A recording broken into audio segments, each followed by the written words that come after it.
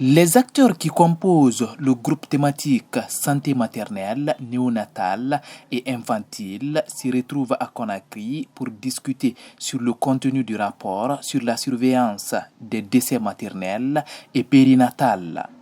En toile de fond, comment réduire le taux de décès maternels néonatales dans les structures sanitaires du pays. Nous sommes réunis aujourd'hui pour un peu présenter le rapport de la surveillance des décès maternels, périnatales et riposte pour l'année 2024. Donc l'objectif vraiment c'est doter le pays d'un rapport des décès maternels, périnatales et surtout quel était aussi le plan de riposte qui ont été mis en œuvre, au moins pour ne pas que les mêmes causes reviennent. Dans le rapport sur la surveillance des décès maternels et périnatales, on constate un nombre élevé de décès lors de l'accouchement. Il faut donc vite corriger les insuffisances pour réduire le taux de décès maternels et une meilleure prise en charge des nouveau-nés dans les hôpitaux. Aujourd'hui, dans le pays, les efforts sont consentis, mais il y a des problèmes structurels qui existent.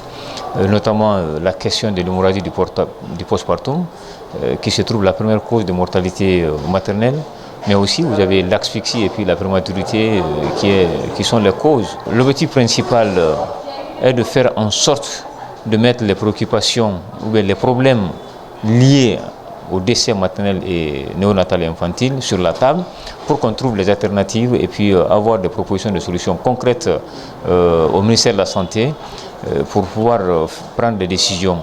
Nous notons également qu'il y a des sous-notifications en termes de nombre de décès rapportés et c'est sur ces insuffisances notamment que nous allons se pencher pour pouvoir proposer des interventions afin d'améliorer la qualité des accouchements dans nos formations sanitaires.